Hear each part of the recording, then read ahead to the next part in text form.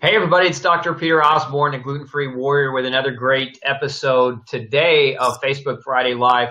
And I've got a great special guest today, Robbie Besner from Therasage, and he is an expert in the science behind infrared technology. And because today's conversation is all about detoxification, healthy detoxification, how you can get appropriately detoxified without hurting yourself or landing yourself on the floor because of the side effects that many people might have from aggressive, chelation therapies or aggressive supplement therapies, or maybe you have, DNA mutations where you don't detoxify as readily. So certain supplements might put you on the floor, put you down.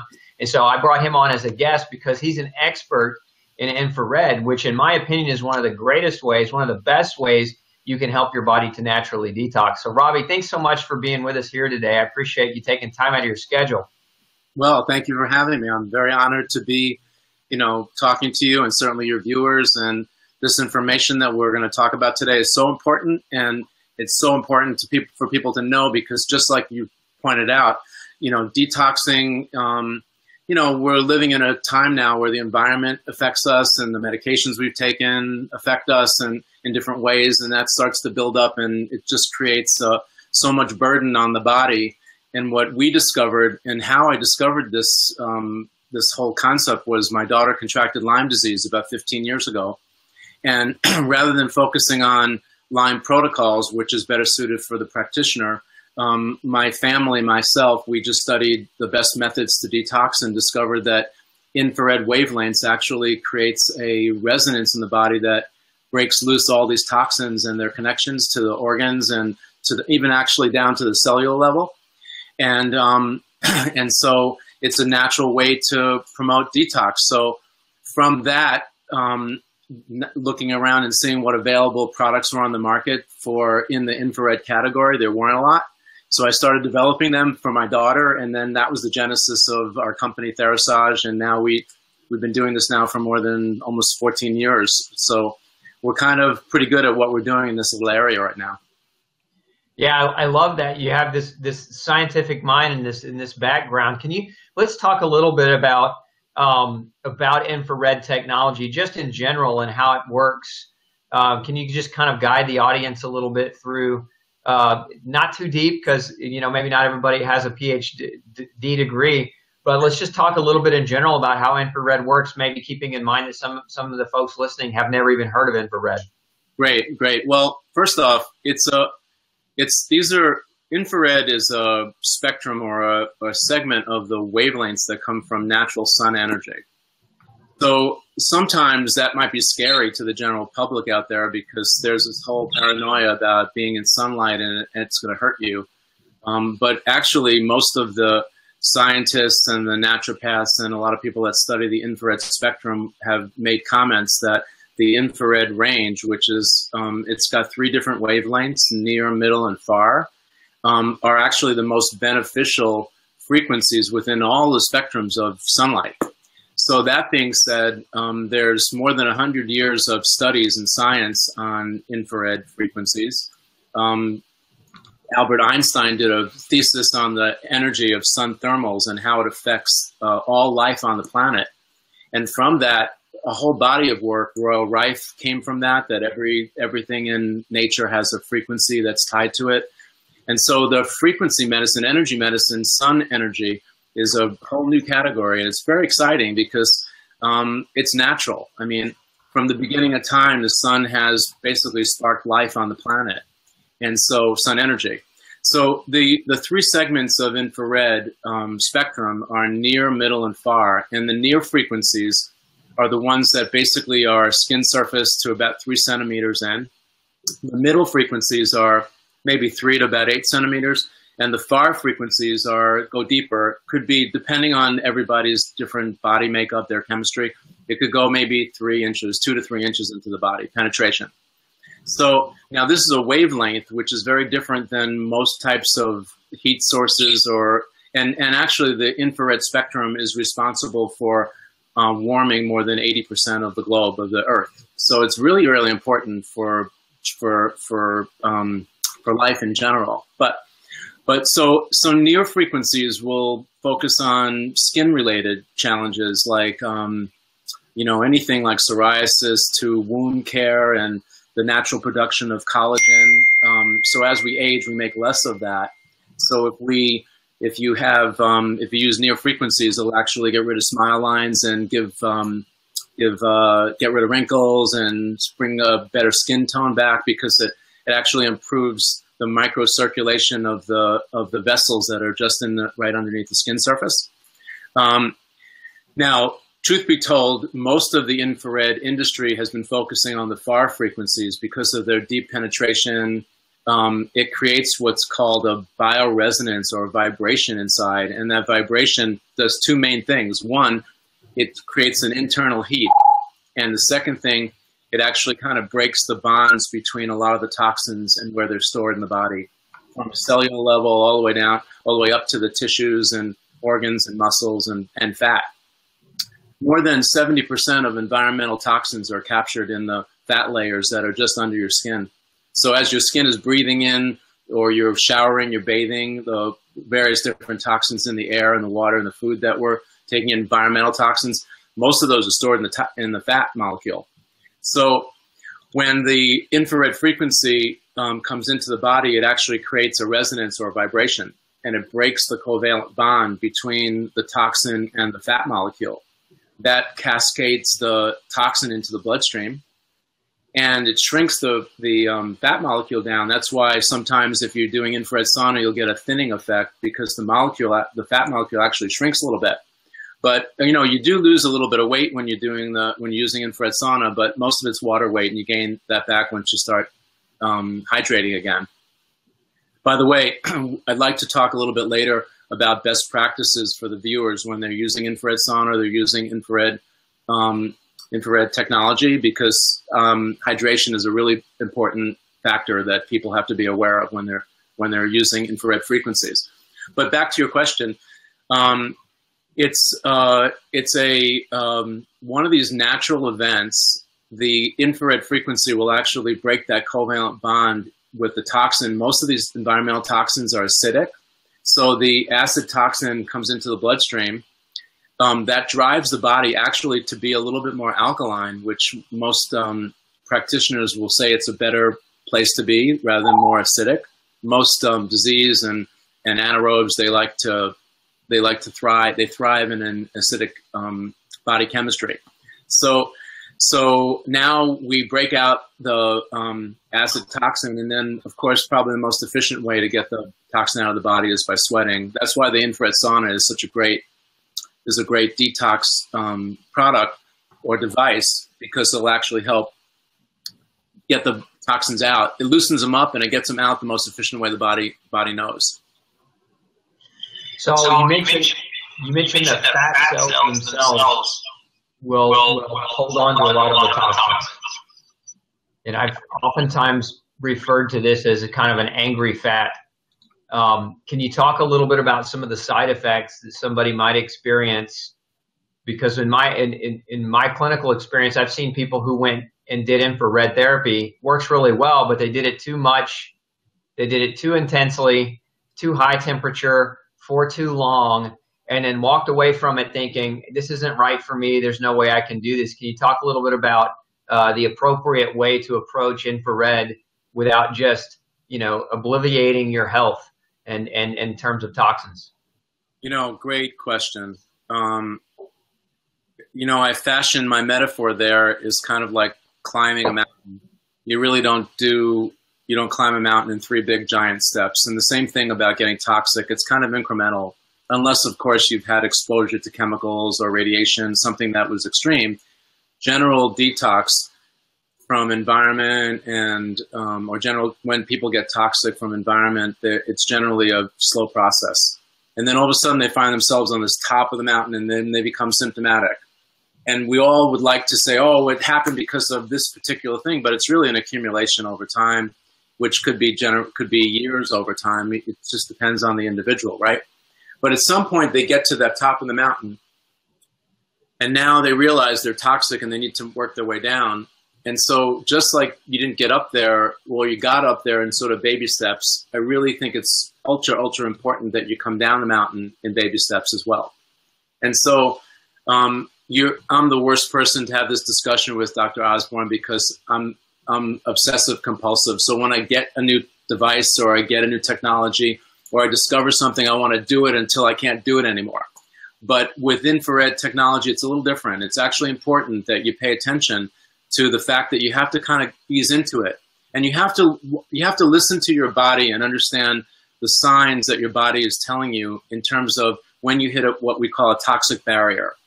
And so the best way to describe that there are basically four main, we call them recovery reactions or detox symptoms to look for. And that would be lightheadedness, dizziness, maybe nausea, and lethargy, like feeling a little more tired. Now, when we're dealing with chronic patients, they'll say, Robbie, I feel that at least 4 times a day, all 4 of those symptoms. So it's all relative to the individual. Of course, you know when you're feeling a little more tired, a little more dizzy.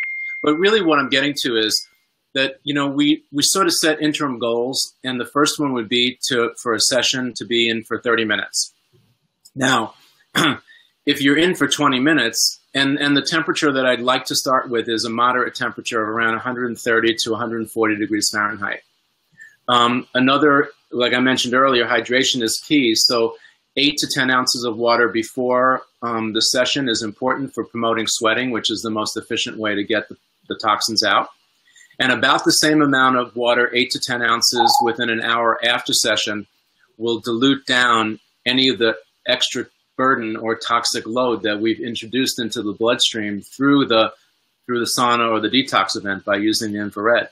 So the hydration before and after is really key in order for us to come down that mountain slowly and have the body really is able to adjust. Now, if the goal is 30 minutes and you get in and you're in for 20 minutes and all of a sudden you're feeling a little woozy, the idea is that your body has told you where that barrier is because it's giving you a response. We have a toxic load that's putting an extra burden that the blood's getting to the brain and it's creating a little disorientation. So that we describe as lightheadedness, dizziness, nausea, and so forth, right?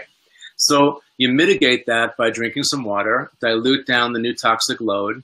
That sensation should abate and go away within 5 minutes or so, a short period of time. And then we go back and we either do another session later on that day or we follow up with a session the following day and so forth. And you be cognizant of the time and the temperature. So if you felt that sensation and you were 20 minutes in, you stop your session, you drink some water, then the next day or the next time you do a session, when you get up to that 20-minute time frame, you then be aware that you might again feel that sensation. If you don't, it means that your body has broken through that barrier, digested the low-hanging toxins or absorbed them or dispensed them. And then you can continue on with your sort of treatment plan, which would be internally to go for a 30-minute session. And generally, that's the guideline for general health, well-being, detox for general use. If you were dealing with a chronic ailment or heavy metal detox or something that's a little bit more specific, there are different protocols for that, and we certainly can discuss that whenever you want. Yeah, excellent points. I'd like to chime in just a little on that with the D. So you're saying, what I hear you saying is hydration before and after, so that we have plenty of fluid movement through the body as you're removing toxins from the fat. You can get it out through the kidney quite easy once it's being broken down and the bonds are being broken where the toxins are being released. And I would just like to chime in that many people that I see going through detox too, they're constipated. And part of one of the other ways that we kind of bind toxins and push them out of the body is through our fecal matter, is through our normal flow of our bowel movement. So I would just say that the other thing is if you're embarking upon a detox program, you need to make sure that you're getting your gut moving. And even if that means using something that will increase the viscosity of your bowel movements, like higher doses of magnesium or higher doses of vitamin C to bring water into the bowel, because you don't want your bowels plugged up or backed up while you're trying to detox, because you're just going to recirculate those toxins right back through you. Let's talk a little. So you mentioned hydration. Let's talk about heavy metals, because there's a lot to be said for that. A lot of people are exposed to cadmium and mercury and arsenic and lead. Talk a little bit in detail about somebody who maybe has a major heavy metal toxicity and how they might want to approach infrared. What kind of cautions or warnings or what kind of implications or indications would you kind of guide them through a little bit of heavy metal, kind of what they need to know about if they're using an infrared to detox? Well, sure. Generally, the heavy metals are a little bit harder to go for. The one that's the most common, if it's not like something that's in the water supply, like we saw in Michigan and many other states from the heavy lead exposure, mercury seems to be the biggest one that is apparent, and it comes from the dental industry, the amalgams, and many of the things, mercury that's actually and cadmium that's in the soil that people are ingesting and that the body stores. So over time, that gets into our tissues, cells, and particularly in the brain. And the protocols for heavy metals are basically hotter and longer time frames for sauna. So it's back to our previous discussion. We really have to do this and stage it. So, for instance, for my daughter with Lyme disease, she had heavy metal problems, and she also had spirochete challenges, anaerobe challenges. So the protocol, and also for cancer too, hypothermia or raising core temperature is an appropriate protocol for that, which you can do in infrared sauna.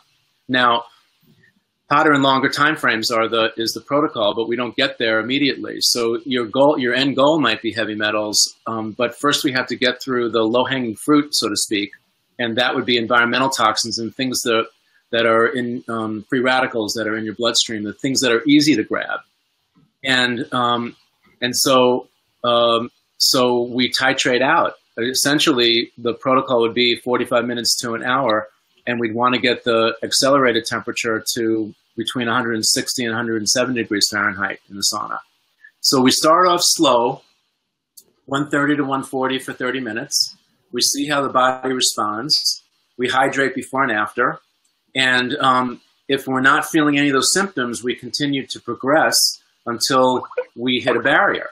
And that could happen in 30 minutes, at 35 minutes, at 40 minutes, and so forth. So I will send to you, and certainly you can post to the viewers some protocols that we've written that actually scale out and show the step-by-step process so that it can easily be recorded and followed and checked off.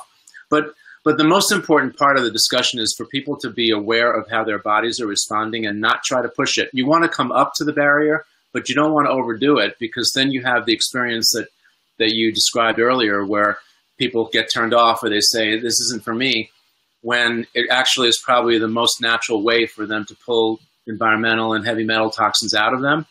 I'm not saying there aren't, and there are other things you can do in conjunction with it. And just recently, well, it's not new, but we've been working with different kind of binding agents to also help pull some of the smaller toxins, the nanotoxins that are in the body, so that in the process of sort of dislodging them and breaking those bonds, Dr. Osborne, some of these toxins actually redistribute because they're so small and the body may not be efficient enough to pull some of them out. Like if you've got, it's not necessarily that you've got liver damage or problems with your kidneys and so forth, but they could just be overburdened because there's other things going on, right?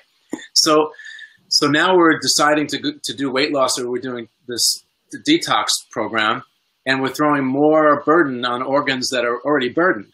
And so they work less efficiently. So you do need, or you may want to consider, to introduce some kind of binders, and the ones that we really like are the charcoal, activated charcoal for the bigger items, and then the nano ones we like a product that's a zeolite product. That's, I don't know if you talk about products particularly, but there's one that's called Vitality that we're very keen to, because it gets the smaller particles and the biofilms and things like that if you're working with anaerobes.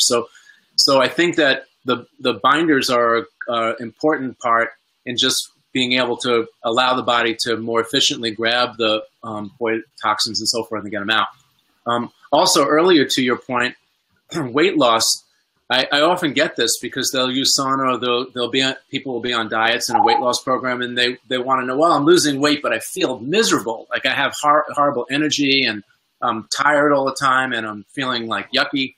And what they don't realize is that when because there's so much of the environmental toxins that are bound to the fat molecule, once you start going after the fat molecule with your weight loss protocol, right, you're actually releasing these toxins into the bloodstream. So it really be nice for the viewers to understand, if they were considering a weight loss program, to also implement a detox program alongside of it, so that they don't have any of that feeling. There's no reason why you should feel yucky when you're losing weight. There's no reason why you should really feel yucky when you're doing a detox using infrared sauna or infrared technology, particularly if you just do it slow and steady, and you know, you just take a real methodical approach to it. Yeah, I agree. I mentioned again, angry fat. I've talked about it a number of times with people go on weight loss programs. You know, they're 20 or 30 or 40 pounds overweight. They didn't get there overnight. It's a slow accumulation, and biotoxins form and store in the fat. And here they try this fasting diet or this water-based diet, and they drop 15 or 20 pounds in a couple of weeks, and they feel horrible and they're tired. And what they think is happening is not what's actually happening. The weight loss is probably a good thing, but it's happening so rapidly that they're just retoxifying their systems because they're not supporting their ability to detox. So for those of you who are just chiming in, we're talking about detoxification, and one of the biggest elements is keeping your detoxifying support systems moving and mobilized and working while you're adding other types of adjuvant therapies. Today we're talking particularly about infrared technologies because it can work really, really well as a detoxifying therapy. But if your bowels are plugged, if you're not moving, if you're not circulating your lymphatic fluid through general exercise, some people use rebounder trampolines or whole body vibration units. If you're not having adequate urination, meaning you're not peeing at least 6, 7, 8 times a day to make sure that you're circulating toxins out of your system. And if you're not doing deep breathing exercises, those are all like low-hanging fruit of how you can support yourself while you're going through a detoxification program. Doing all those things simultaneously is just going to help your body get rid of those things and prevent them from recirculating. And if you're missing a gallbladder, another important note, if you're missing a gallbladder, if you've had gallbladder surgery, the bile is one of the best toxin binders. So what Robbie was just talking about was using binding agents orally, supplemental binding agents, especially if you don't have a gallbladder, can be very, very crucial and helpful. So, granular activated carbon, zeolite, there are other binding agents like pectin, and some other things that can be used, natural assisting your liver function within acetylcysteine and glutamine and methionine and taurine. These are all different kinds of amino acids that can help in the detoxification process as well. So all those very, very important if you're considering doing infrared, which if you're struggling with autoimmune disease, I highly, highly, highly recommend infrared therapy to expedite and accelerate your process toward a healthier you. Talk a little bit about the differences. So one of the fears that we commonly get with infrared that people ask about is, what about EMF? What about, electromagnetic field emissions? And I'm sensitive to EMF. Can you talk a little bit about how you've worked around that? Sure. Actually, I'm, as a kind of inventor, science officer type guy, I dream a lot. So I had this dream, and the dream was about here it is that I've discovered this incredible natural way to help support body healing, natural healing, and certainly detox is today's discussion. But our devices are plugged in or they're battery operated, the ones that we've developed. And anything that's plugged in, this is a man-made event. Electromagnetic fields is a man-made event. So if I'm delivering healing frequencies, and at the very same time I'm delivering electromagnetic fields, what's the body going to respond to first? So just kind of being observant, I study ancient cultures, I study science, I'm pretty well read on a bunch of topics, and it just occurred to me that basically the brain and the body's first response will always be to protect and preserve.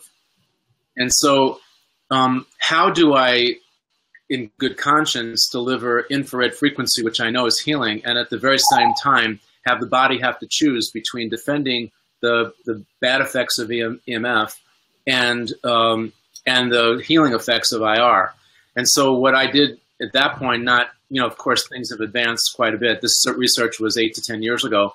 I discovered ways to remediate the EMF. I just said, I don't really know how bad EMF is, but I do know I don't want the body to have to choose. So let's just take EMF out of the equation. And just earlier, I kind of showed you, and I'd love to show the viewers a slide, and we can certainly make this available for you in JPEG so you can make it a prettier print. But people are getting more aware of the EMF, the whole deal with EMF and what's going on with it. It's certainly here with cell phones and wireless networks, anything wireless, and anything that's plugged into a wall will generate a field. What people don't realize is because they can't smell it, taste it, hear it, and see it, that it doesn't really exist. They kind of don't respond to it. They're more drawn to the benefits of wireless Bluetooth technology and all that stuff than they are to potential of the way it might hurt you. What we are discovering in the lab is that the frequencies from electromagnetic fields oscillate about 80 times more than the body's natural field. And so what that does to the body is, because when we're immersed in an EMF field, we start to actually dial up our frequency to match the higher frequency of the environment around us. And so that basically throws off our natural field, which reduces down to another stressor to, again, stress the immune system to create potentially, bad health or a health challenge of sort. And so today I just wanted to show you a slide that we found. This is basically not viewed very often, but I don't know how well we can see that on the screen. But this is actually a visual, and on the very bottom where my finger is, if we can get close to the camera, if you can notice, that's actually a cell phone. And these are the fields that come off of the cell phone. So when I show these slides, when I'm presenting these to the medical community, they're pretty much very surprised by it. They're startled in some ways. When I show the same slide to a child, they're drawn to it. They go, "Wow, look at the colors and look at the most amazing, the energy and so forth." This is another slide of what a wireless network looks like going up a stairwell. Can you see that on your screen? I can, yeah. It's coming through. Right. So the point being is things have advanced over the years. I mean, now, you can go on a website, and I'll be happy to give it to you. You can plug in your zip code, and it will tell you how many cell towers are within 4 miles of that zip code, which was scary because when I step outside my door, I can only see 4 visibly. But when I type in my zip code, there's 43 within 4 miles of my home, which is an amazing amount of energy of these EMFs that we're being bombarded with. One of the nice things, all of our devices we make have virtually no EMF that comes out of them, and so we don't allow the body to choose. We allow the body to just take the natural healing effects of the infrared. And infrared sauna, in particular, infrared frequency will pull EMF that's residing in your tissues, that's stored in your body, out. So it'll actually detox that too. There are a lot of other vendors on the market that make infrared technology, and most of them, I think, we're the only ones that are been sort of showcased as being sensitive to this EMF challenge. Dr. Klinghardt has done some studies and released some information recently that he studied the amount of microbial activity in people that come from the Pacific area, like West Coast, California, from the rural areas versus the city areas. And he noticed that there's a significant amount of increase of neurotoxins, which is the byproduct of a microbial activity, in all of the patients that come from the cities. And the only thing that he can attribute that to, because they're all drinking the same water and breathing the same air and eating the same food, is the extra amount of EMF that is concentrated in the cities versus the rural areas. So there is a correlation between high levels of these frequencies actually feeding microbial and molds and yeasts and so forth, that activity, where it suppresses our immune system and activates microbial activity, that's a losing proposition, right? So we would like to reverse that and remediate the EMF and pull the EMF out and take that out of the equation. And we're something that we're pretty passionate about from our perspective. So let me just put that into more layman's terms, if I can, for our audience. So what I heard you say is that the high frequencies of levels of EMF exposure can actually suppress our own immune system while increasing the activity of certain types of bugs, certain types of bacteria, potentially harmful bacteria. And a suppressed immune system in the presence of more active bacteria could also lead to some gut disruption and potential functions of loss. Being that the gut is representative of about 75% of our immune system, we certainly want to be at least cognizant of and aware that EMFs, I think the verdict is still out. I don't know that anybody can say with a definitive, hey, all EMFs are bad, because the earth has an EMF. I mean, there are natural EMFs that are emitted even before the advent of technology. I think the bigger question is, how much is too much, right? How many devices turned on, and how much and how long, and is that frequency going to lead to some kind of physiological dysfunction in susceptible humans? Because it's obvious, it's not obvious. It is for some people who are very, very sick. Like, we get patients with 7 or 8 autoimmune diseases and heavy metal toxicity and yeast burden. They're going to be sensitive to EMF a lot more than somebody who doesn't have 7 or 8 autoimmune diseases. They're running around. They're generally pretty healthy. They may not feel any kind of adverse effects, at least not immediately. But I think certainly something to be aware of, which is one of the reasons why I like your unit, because, we don't know. That's the whole thing. And we don't want to inject something that could potentially be doing harm while trying to do good as well. Exactly.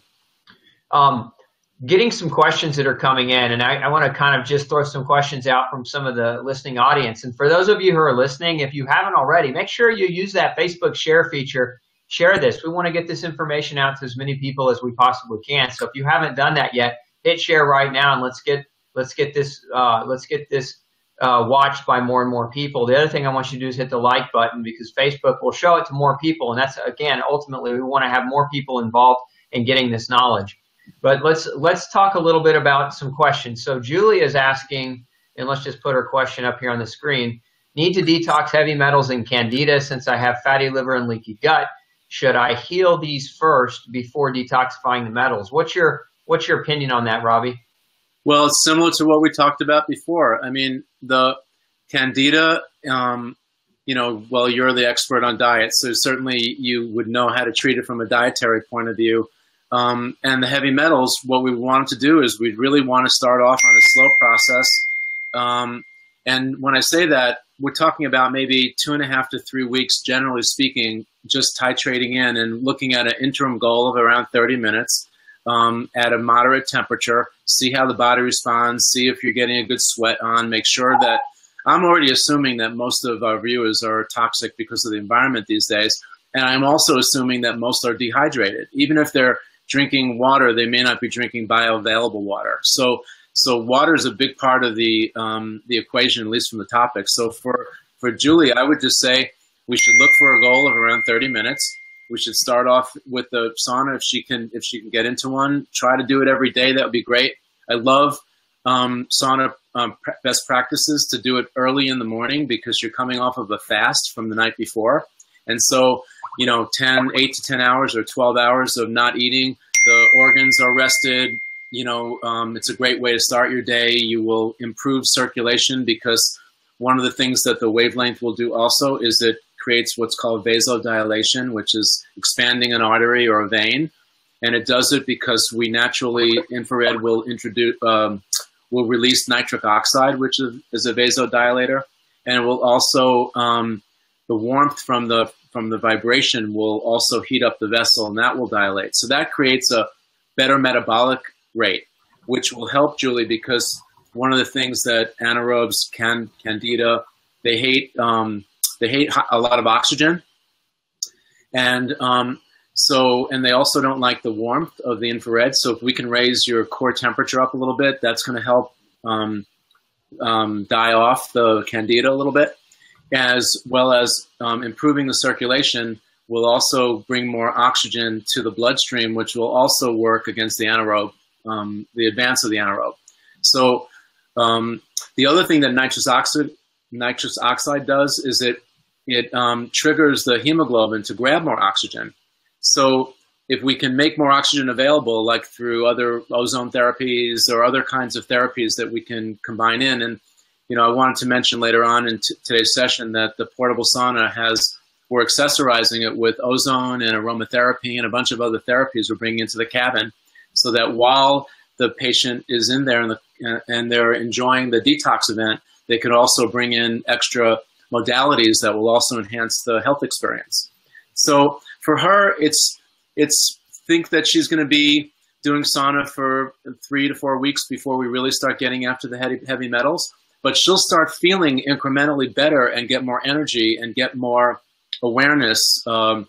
She might be feeling a little like brain fog and things like that, which accompanies heavy metal. So she'll start to feel a little bit more better, more focused along the way. It's not just like turning a light on in the room. It's going to be a slow and steady process, and eventually she'll come out of the other end of the tunnel successfully, I'm sure. Yeah, great feedback. Thanks for that. Julie, I would also just comment that, a yeast-free diet, if you're not already embarking on one of those, is dramatically going to help reduce the yeast overpopulation. And remember, yeast is a fermenter. So if you have a yeast overgrowth, what happens when you eat carbohydrates is you produce alcohol. It takes about 5 hours to make alcohol in your gut. And we call that auto-brewery syndrome, when your gut is overgrown with yeast and you start making your own alcohol. Well, that's going to damage your liver. That's what alcohol does. So to starve the yeast out, potentially to consider some herbals, and you might start slowly and work your way up to higher doses, but oregano and thyme and berberine and grapefruit seed extract are all possible agents that can be used. Caprylic acid can be used to help to reduce yeast populations in the GI tract, along with a really solid probiotic. What I use is something called Biotic Defense. It's designed specifically for that type of purpose. And so using those along with some detoxification in an infrared sauna are going to all be very, very helpful. Okay, now the questions are really starting to roll in. Let's see here.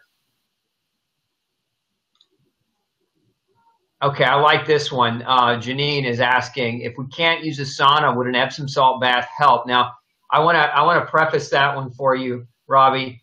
Can you talk about why somebody might not be able to use a sauna? Because there's another question that I think we can answer two with one here. And because Laurie is also asking, my daughter can't tolerate heat.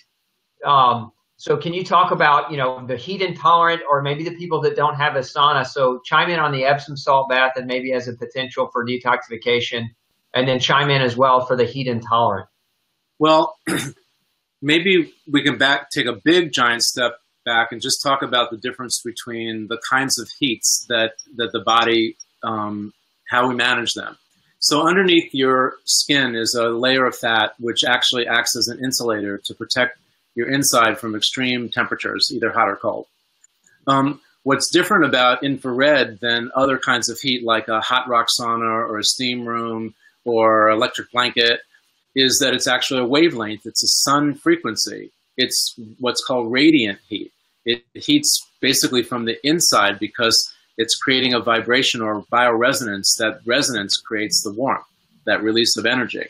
So for many of the patients and customers and viewers out there, their brain is thinking, well, it's a sauna, so it must be like a steam room, so I'm not good with heat. So what we've experienced is that, first off, the temperatures are much lower. Like for general maintenance, 120 or 130 degrees Fahrenheit is fine, where in a hot rock sauna or a steam room, you're up to 185 or 200 degrees Fahrenheit. There you're withering.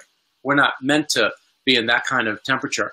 And so in those environments, like hot rock sauna and steam room, you need a elevated, very, very elevated high temperature in order for it to break through that insulating layer of fat underneath to get any kind of therapy on the inside.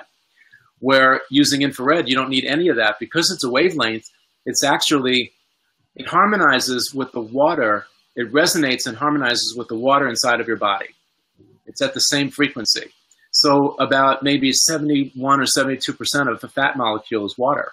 So it's actually resonating with the water inside the fat molecule. That's why it can penetrate so easily into the body and create all these great physiological events, as nature sort of started and intended things to be. So we don't have a lot of the same challenges. Well, first off, our infrared format, our sauna format, your head is out. And so the brain is much more sensitive to temperature than the body is. So I can raise your core temperature up and get that temperature. Well, our sauna goes up to 170 degrees Fahrenheit, but I can raise your core above 102 degrees Fahrenheit, which is basically like if you took a thermometer and took your temperature. And that's where most bacteria and most airborne viruses start to break down above 102. So we can do that effectively while your head is out at room temperature, viewing the room and watching TV or, your landscape or whatever it is. You don't get that claustrophobic feeling at all. And yet I can still raise your body temperature up doing all these great things for detoxing and for weight loss or whatever it is that you're going for,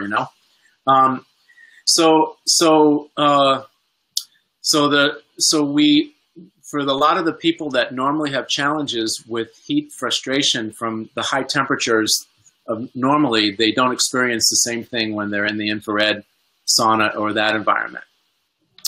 Now, as it compares to an Epsom salt bath, well, even though you're in a bath, you're still sweating, even though you don't realize it because you're bathing, right?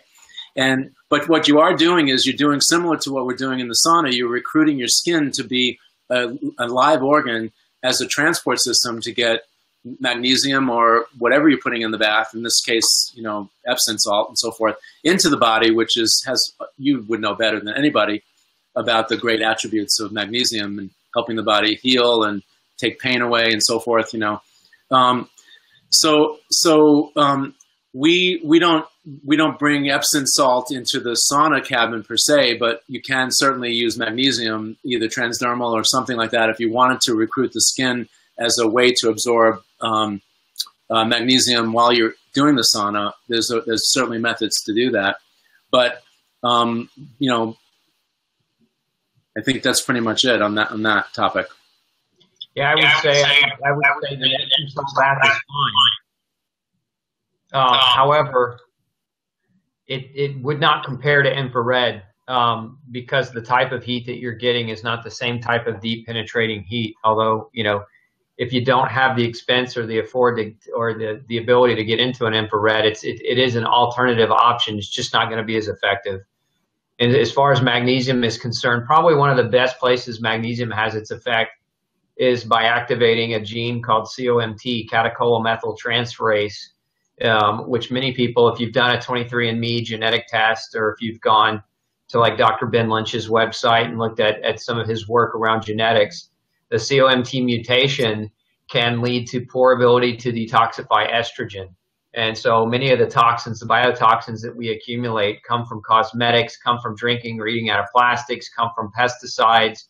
And all of those things can contribute to the estrogen burden on the body. And so it can put stress on this particular COMT gene. And so if you have inadequate magnesium, or if you have this gene mutation, then taking more magnesium might be more beneficial to help you to detoxify from that excessive estrogenic burden. So, those are all just other options. And that's one of the reasons why magnesium is fundamentally works so well in helping people to detoxify. Aside from that, it has about 299 other biochemical functions in the human body. We could write a few textbooks on the magnesium functions, but that's one of the big ones as it relates to detoxification. Here's another really good question that just came in, Paul or Robbie, on it was on implants. Let's see if I can find it here. Is it safe to use infrared if you have hip replacement? Or if you've got some kind of metal implant? Is there a contraindication? Okay, that's a good question. That we actually address all implants. So remember now, first thing is if you've got, like, let's say a defibrillator or a pacemaker, which is an implant, those you have to be concerned about EMF throwing off the batteries and the electrical response. So the fact that our devices don't have any EMF that category is absolutely perfect, no problems whatsoever. Then there's cosmetic implants, where there may be an augmentation of some kind. And those are, the concerns would be, is there any interaction with the infrared and hurting the implant, that kind of an implant? And so let's say if it's a breast augmentation, if it's a silicone implant, if it's under the muscle, there's two things that will filter infrared frequency into the body: silicone and latex. So if they have an implant and it's under the muscle, then the infrared will go to the muscle first. That's where you want it to be, because the frequencies will absorb in tissues like organ tissues and muscles. That's where it wants to be. It won't hurt the implant, and it won't hurt the saline solution. So now if the implant is above the muscle, then that means the frequency just won't penetrate as deep. That's the challenge there. Now, as to the question from your patient or the viewer, most of the modern surgeries, they're using titanium metal, and there's no interaction between infrared and titanium. Prior to that, many surgical screws and staples, they've used stainless, and there's no interaction there. So now we're going back basically from now to around 20 years of the more modern surgical events. There's virtually no interaction between the prosthetic, so the actual joint piece or the valve piece, there's no interaction between infrared and that. So we've seen no science, we've seen no studies, we've seen no contraindicator with any form of implant at all with using infrared frequency. Yeah, I would absolutely agree with that, but I'm glad you chimed in. Excuse me, I swallowed some water. Yeah. It's down the wrong hole. But glad you chimed in on that, because you're right. There are a lot of different kinds of implants, different metals, and even like breast augmentation. And some people are doing like pec implants or calf implants. So does the infrared heat, destroy or damage those implants in any way, or is it a contraindication? Excuse me. And I would absolutely agree with you. We haven't seen that at all in our use of infrared. We did have a soldier that said that he had a piece of shrapnel that was still in his body, and he wanted to know if that was interactive. And he actually stumped me. So what I said to him was, go grab a really powerful magnet and put it around where that shrapnel is. If you don't have it removed yet, if you feel it drawn to it, then I would think that there might be an interaction. But other than that, I mean, all the surgical metals are perfectly okay. Yeah. We got time for one more question, and then we got to wrap it up today. Mirren is asking, is the sauna safe with other concomitant issues, SIBO, central vertigo, hypothyroid or parathyroid, parasite cleansing, diabetes, and any special precautions? Like that's wow. That's a long list of diseases. Yeah. Plus, we probably need another podcast session just for that question alone, right? I would agree. What's your take on it? Well, I love the diabetes angle because we have such great results with type 2 diabetics, improving circulation and even controlling certain influence to influence the insulin spikes. We've had great help there. And then just pulling the detox, helping the detox is a really important thing. So we've had great results there. On the parasite cleansing, I mean, we've experienced that as a family. There is a die-off when you get your core temperature up a little bit, around that 102 or so. Most parasites, spirochetes and so forth won't survive above that. So when you can raise the core, there is a die-off. And once again, if you do it, you shouldn't have a Herx reaction or shouldn't have any kind of body reaction at all if you just kind of do it slow and steady. So the key to all of this is just hydration and just a nice methodical plan where you just keep testing your body, keep going up to that barrier where you feel that the body's pushing back a little bit because you're pulling poisons out. Whatever that could be at 5 minutes or 10 minutes or 30 minutes. But if you keep testing and as long as you're hydrating and you just keep at it, you're going to be breaking through. And we've seen miraculous kinds of responses in 3 to 4 weeks. I mean, it's not a prolonged process, but it is something that you have to kind of do and be smart about it. and listen to your body for the symptoms and the signs that it's responding like you're expecting it to, right? Absolutely. I would agree. And I would chime in and say one more thing. I mean, all those diseases that were listed there they're all safe. There's no contraindication for using infrared in any of them. And actually, there's probably some great benefit that can be received by all of them. But I would say, in my experience, it's consistency over time. With infrared, it's, you're not going to get in a 20-minute session and then that's the end, and you're going to feel like this miraculous life change. It's a consistency of use, strategically designed to your tolerance over time. So whether that your tolerance is at 150 degrees or 140 or 170, whether it's 20 minutes or 30 minutes, all of those things have to be taken into consideration, along with hydration pre-post, along with making sure you're getting adequate sleep, making sure your diet is dialed in, making sure your bowels are moving on a regular basis to help prevent retox. If you're missing a gallbladder, to make sure you're using some type of binding agents to help support detoxification, to make sure you're doing deep breathing exercises. I like to have patients do deep breathing while they're in infrared because you actually detox through the lungs as well. And so, when you're breathing out water and you're breathing out air, you're detoxifying. And so deep breathing, most people shallow breathe or they slump. And so they miss a big opportunity at detoxification without having appropriate breathing techniques. And then beyond that, it's adequate movement and motion. The lymphatics need to circulate to help drain toxins out of the body and get rid of them. And if you're sedentary and you're sitting down at a desk for 8 or 10 hours a day and you're not moving, even if you don't tolerate exercise very well, more to tolerance. Do what you can do. If that means walking 400 meters and that's all you can do, then do that. But maintaining some degree of physical motion is very, very important when you're going through detoxification.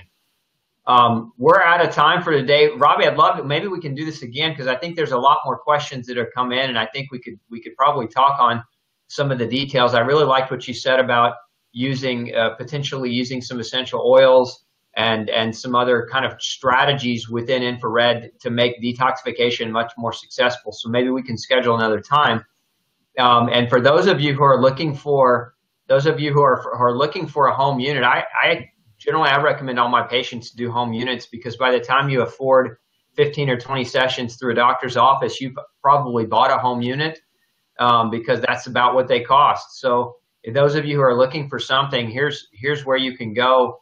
It's at Therasage, and that's Robbie's company where they make great EMF, or rather great EMF-free infrared sauna units that are portable, that can collapse and fold and fit under your bed. It's actually what I use in my clinic. It's also what I have my patients buy if they're interested in buying it because they're very cost affordable. So, Robbie, again, thanks so much for being here with us today on our Facebook Live. I appreciate your expertise. And where can people find you beyond this? So we've got Therasage link up here, but do you have any other resources for folks? Well, certainly you can email me directly if you needed to have further questions, and that would just be Robbie, ROBBY, @Therasage.com. Robbie at Therasage.com. Yep, that's easy.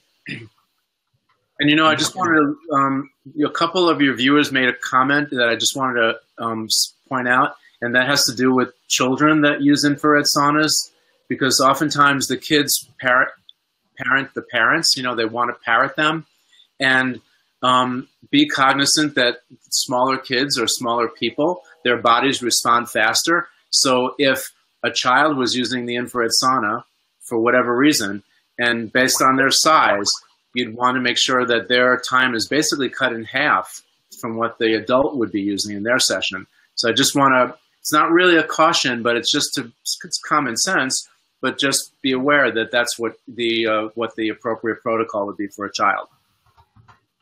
Excellent, excellent. Kids need less time, half the time of an adult. Perfect, love it. All right, Robbie, it was great. It's great being with you. I've got to run. I've got another appointment, but we'll be in touch real soon. Terrific. Thanks, Doc. Take care. Have a great day. Thanks, everybody, for tuning in. Make sure you share this video. Make sure you like this video. Help us get this message out to more and more people. Have a great day. We'll see you next Friday on another Friday Facebook Live with Dr. Osborne.